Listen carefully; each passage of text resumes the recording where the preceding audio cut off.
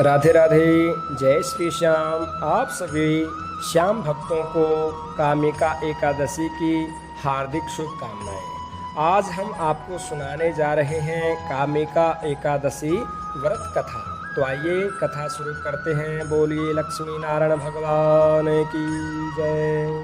श्रावण मास के कृष्ण पक्ष की एकादशी पवित्रा एकादशी तथा कामिका एकादशी कहलाती है। इस दिन भगवान श्रीधर की पूजा आराधना की जाती है। इस व्रत के करने से सभी कामनाओं की पूर्ति हो जाती है। इसे कामिका एकादशी कहा गया है। इसके करने से ब्रह्म हत्या तक का बड़े से बड़े पापों का निवारण हो जाता है। वास्तव में ये बहुत पवित्र और पुण्यदायी व्रत माना गया है, जो हर प्रकार के पापों से मुक्ति दिलवाने में सहायता करता है। धर्मराज युधिष्ठिर ने कहा, हे माधव, आषाढ़ मास के शुक्ल पक्ष की देवशयनी एकादशी तथा चातुर्मास व्रत महात्म्य मैंने भली प्रकार सुना और समझा। अब कृपया करके श्रावण मास के कृष्ण पक्ष की एकादशी के बारे में बताइए। तो भगवान श्री कृष्ण जी कहने लगे, हे युधिष्ठिर, इस एकादशी की कथा को एक समय ब्रह्मा जी ने नारद जी से कहा था, वही मैं तुमसे सुनाता हूँ।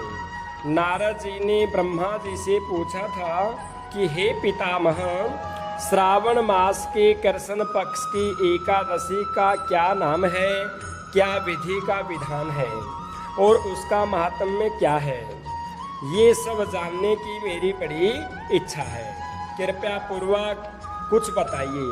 भगवान श्री कृष्ण जी ने कहा, हे राजन, ब्रह्मा जी ने नारद जी को जो कुछ बताया वो मैं आपसे बताता हूँ। ब्रह्मा जी ने कहा, हे देवऋषि नारद, लोक कल्याण की भावना से तुमने बहुत ही अच्छा प्रश्न किया। अब मैं जो पावन कथा आपसे सुनाता हूँ उसे सचेत हो करके सुने, ध्यान लगा करके सुने। श्रावण मास के कृष्ण पक्ष की इस एकादशी का एक नाम कामिका है और दूसरा पवित्रा है। इस एकादशी की कथा सुनने मात्र से वाजपेय बहुत बड़े यज्ञ का फल मिलता है। इस दिन शंख चक्र गदा पद्मधारी भगवान विष्णु का पूजन होता है। इनके श्रीधर, हरि, विष्णु, माधव, मधुसूदन आदि अनेकों नामों से पूजा की जाती है। उनकी पूजा का फल सुने। गंगा, काशी, नैमिषारण्य, पुष्कर और सूर्य व चंद्र ग्रहण पर कुरुक्षेत्र में स्नान करने से, समुद्र और वन सहित पृथ्वी का दान देने से, सिंह राशि के बृहस्पति में, गोदावरी और गंडकी नदी में स्नान करने से भी जो फल प्राप्त नहीं होता वो विष्णु भगवान के पूजन से यहीं पर मिल जाता है। जो मनुष्य श्रावण मास में भगवान का पूजन करते हैं वे देवताओं, गंधर्वों और सूर्य आदि सभी की पूजा कर लेते हैं।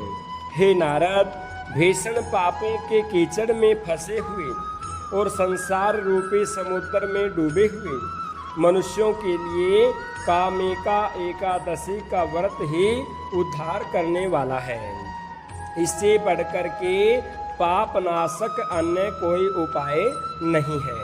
स्वयं भगवान ने यही कहा है कि इस एकादशी के व्रत से जीव पूरी योनियों को प्राप्त नहीं होता। इस एकादशी को भक्ति पूर्वक भगवान को तुलसी दल अर्पित करने वाले संसार में ऐसे रहते हैं जैसे जल में कमल का फूल रहता है। इस व्रत के प्रभाव से अंतिम समय में मनुष्य यमराज की यातना तथा नरक के दर्शन नहीं करता और सीधा स्वर्ग लोक में चला जाता है। विष्णु भगवान रतन, मोती, मणि, आभूषण आदि से उतने खुश नहीं होते जितने तुलसी के पत्ते से खुश हो जाते हैं। तुलसी दल अर्पण का फल 4 भार चांदी और सोना दान के बराबर माना गया है। इसलिए भगवान को तुलसी दल प्रिय है।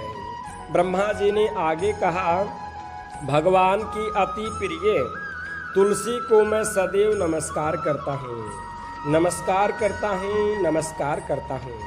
तुलसी के पेड़ को सींचने से संपूर्ण यातनाएं, दर्शन मात्र से समस्त पाप और सप्रस से मनुष्य पवित्र हो जाता है।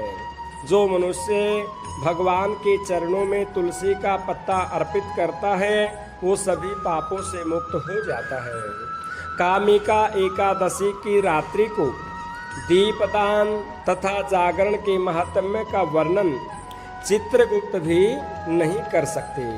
जो मनुष्य इस एकादशी की रात्रि को भगवान के मंदिर में देसी घी का दीप जलाते हैं, उनके पितृलोक स्वर्ग लोक में सुधा पान करते हैं।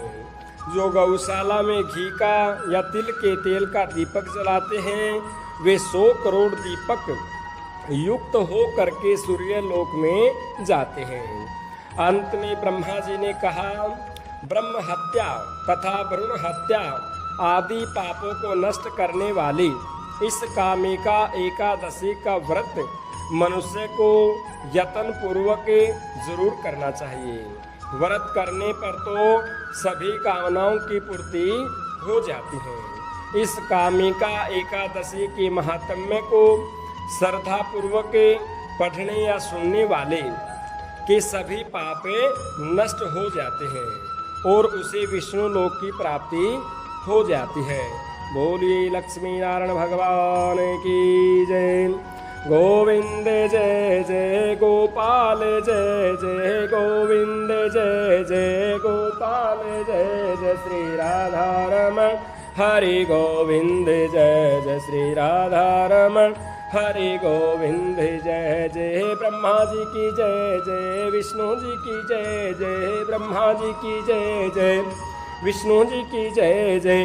उमापति शिव शंकर की जय जय, उमापति शिव शंकर की जय जय। गोविंद जय जय गोपाल जय जय गोविंद जय जय गोपाल जय जय श्री राधा रमण हरि गोविंद जय जय श्री राधा रमण हरि गोविंद जय जय। बोले वृंदावन भाग्य बिहारी लाल की जय।